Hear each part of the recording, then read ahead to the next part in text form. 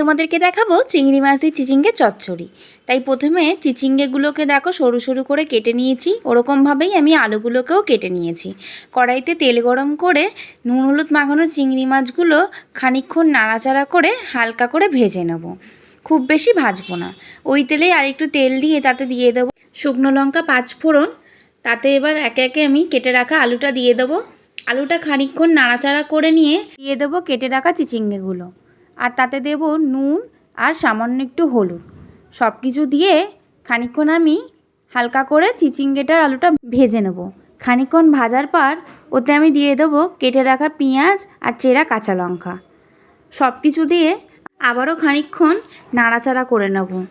দেখো চিচিঙ্গে কিন্তু বেশি লাল লাল করে ভাজা যায় না। এবার আমি এতে দিয়ে দেবো আদা বাটা, হলুদ গুঁড়ো, লঙ্কার গুঁড়ো, ধনে গুঁড়ো, জিরে গুঁড়ো। মশলাটা আমি খানিকক্ষণ ভালো করে নাড়াচাড়া করে নিয়ে তাতে দিয়ে দেবো পরিমাণ মতন জল, আর দিয়ে দেবো ভেজে রাখা চিংড়ি মাছগুলো। এবার আমি গ্যাস কমিয়ে ঢাকনা দিয়ে রেখে দেবো কিছুক্ষণ। খানিকক্ষণ পর ঢাকনা খুলে সামান্য একটু চিনি ছড়িয়ে দিয়ে গ্যাসের ফ্লেমটা বাড়িয়ে দিয়ে ভালো করে জলটা শুকিয়ে নিয়ে ওপর থেকে আরেকটু চিংড়ি মাছ ছড়িয়ে দিলেই আমাদের চিচিঙ্গের চচ্চড়ি একদম রেডি।